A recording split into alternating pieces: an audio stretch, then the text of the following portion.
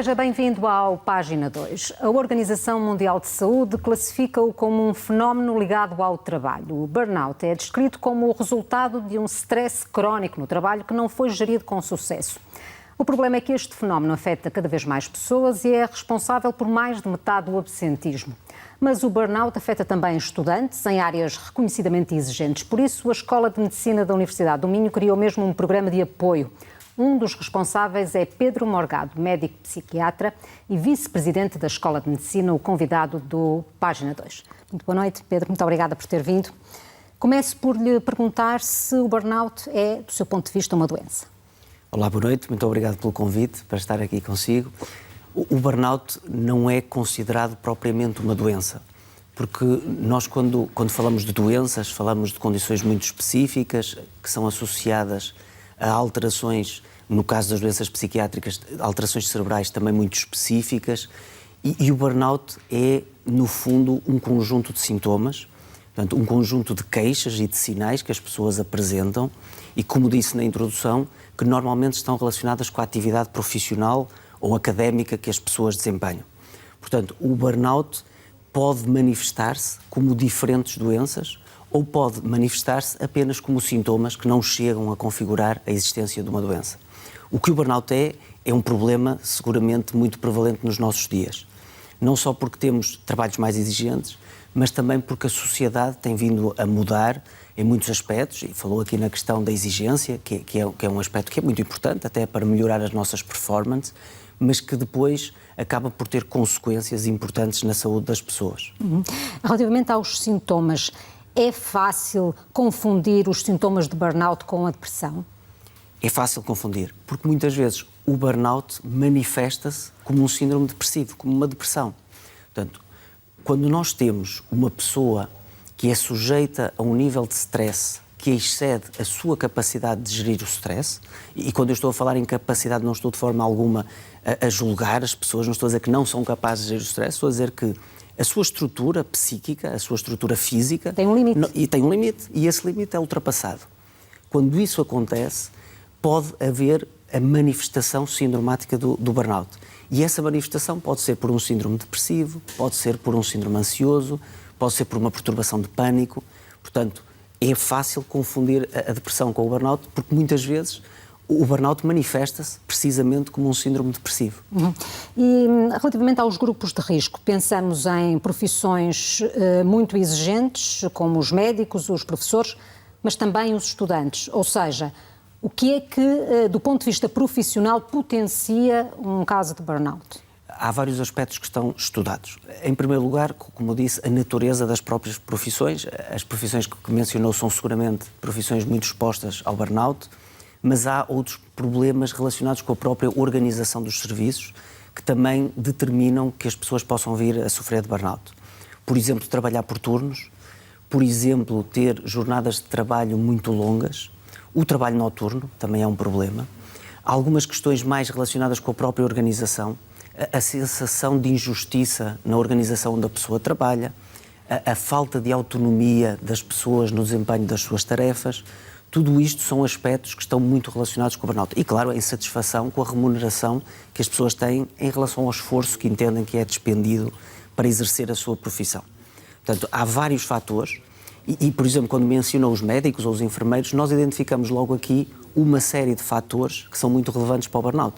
No Serviço Nacional de Saúde há problemas sérios de organização, há a questão dos horários, às quais não podemos fugir, porque em muitos dos serviços é necessário uma disponibilidade de 24 horas, portanto é preciso pessoas que trabalhem durante a noite, mas isto tem um custo muito significativo na saúde dos profissionais.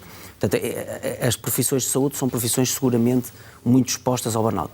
E há aqui um outro aspecto, que é a questão da responsabilidade.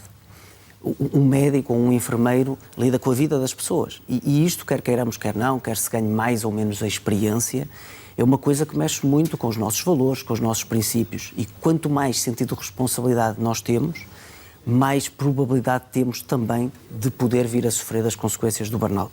Isso remete-nos para as características pessoais, às características de cada um como potenciadoras deste fenómeno. Ou seja, quanto mais perfeccionistas ou mais exigentes ou mais apaixonados pela profissão, maior propensão podemos ter para sofrer burnout? De facto, isso pode acontecer.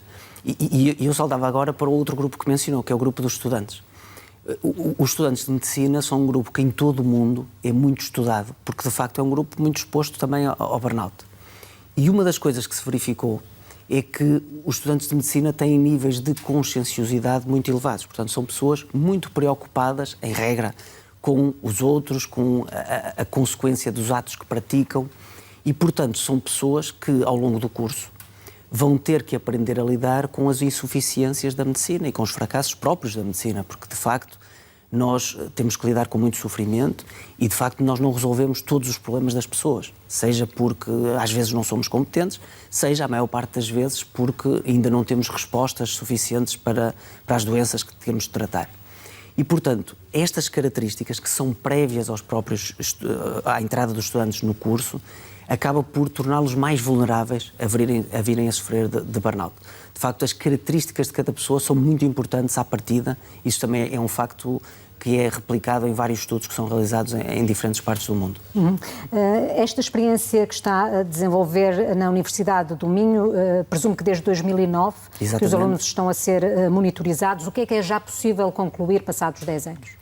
Ora, nós observamos fenómenos muito interessantes. Aquilo que nós fazemos desde 2009 é que todos os anos convidamos os estudantes de medicina a preencher uma bateria de testes que nos dá uma indicação de quais poderão ser não só os níveis de burnout, mas também de ansiedade e de depressão, que são outros das duas patologias que muitas vezes estão associadas. E aquilo que nós verificamos é que na Escola de Medicina da Universidade do Minho os níveis de burnout têm vindo a manter-se mais ou menos estáveis, os níveis de ansiedade e depressão têm vindo a diminuir.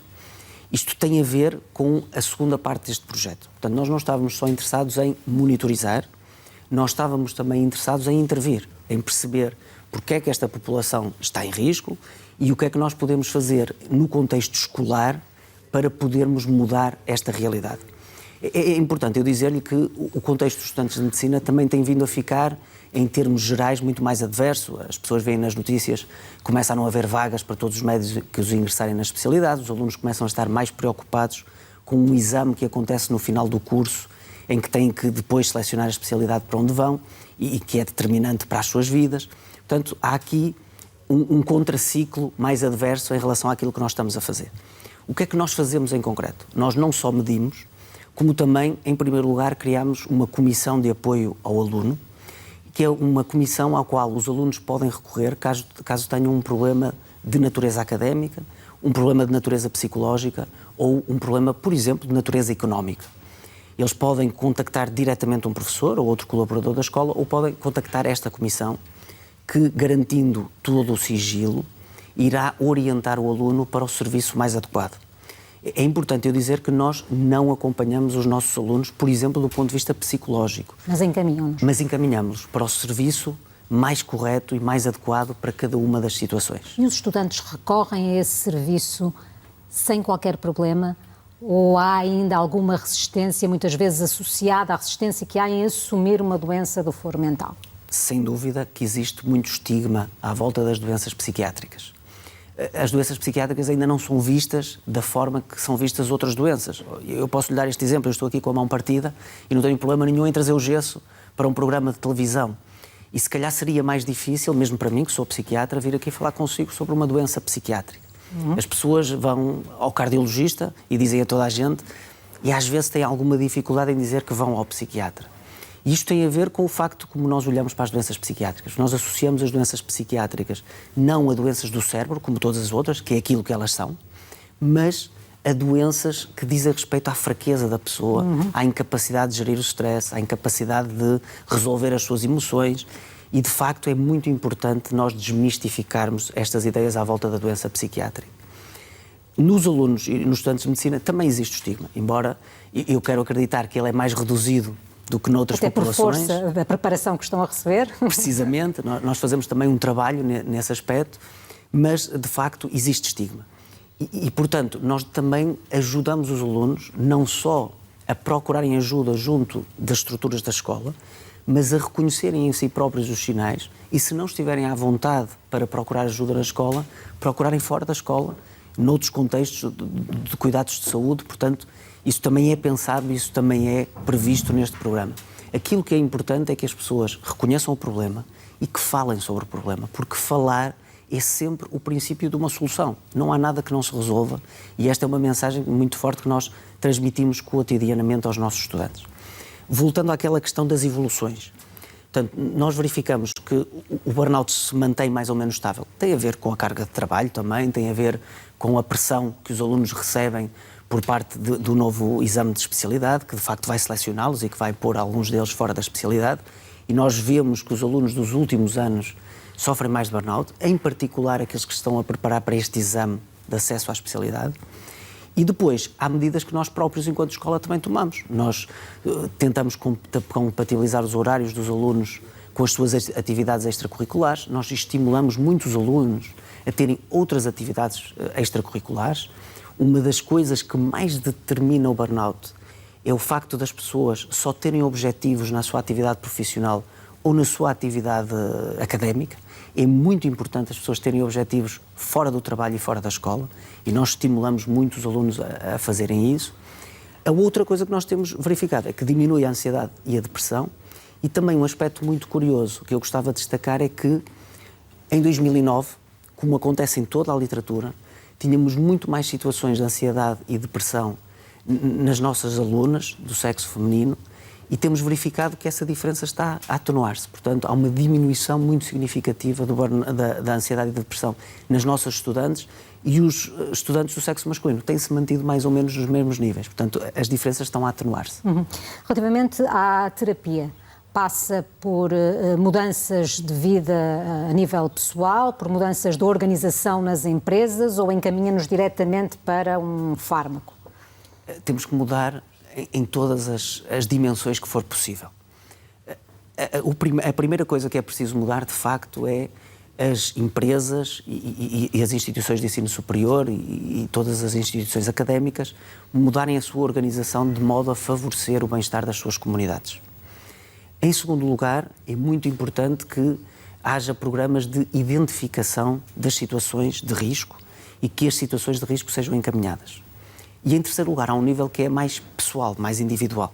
E aí entra a ajuda profissional.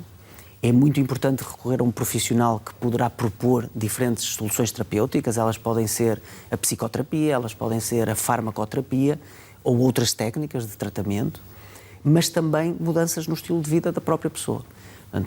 Uma pessoa que está em burnout no seu trabalho, se calhar tem que dedicar algumas horas por dia para ir ao ginásio, para fazer outro tipo de desporto. Se calhar precisa de dedicar algumas horas do dia a ler um livro, precisa de sair ao fim de semana e não estar focado no trabalho. Portanto, também há mudanças a nível individual.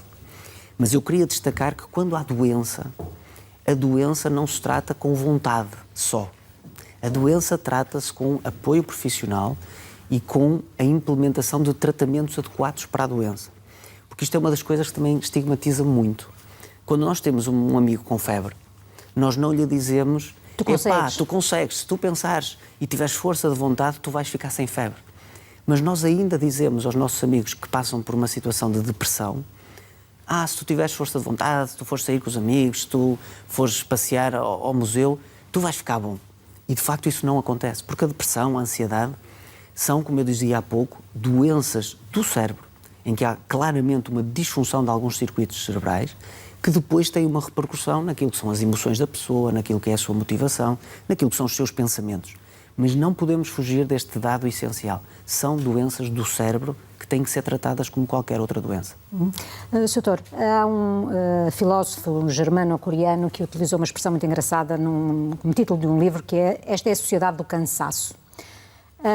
A forma como nós não apenas gerimos o tempo, como gerimos o investimento que colocamos nas coisas. E uma das teorias é que passámos de um período em que responsabilizávamos a entidade patronal, o patrão, que era o ditador que nos impunha uma carga horária imensa, para um momento em que colocamos essa pressão sobre nós próprios. Isto é, já não é uma entidade externa, somos nós próprios que colocamos essa pressão por necessidade de fazer bem, de cumprir objetivos, enfim.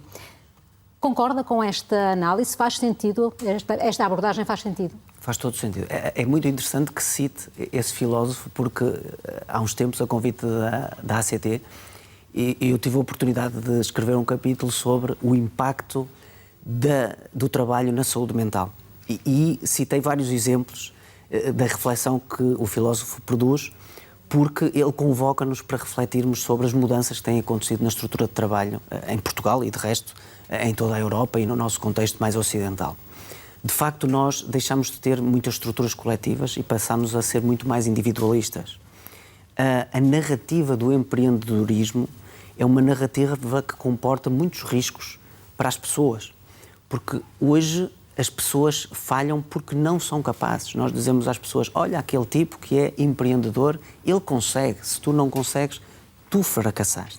Portanto, esta é uma sociedade em que, de facto, estamos todos muito expostos a este cansaço, porque também estamos muito sobre-responsabilizados pelo fracasso.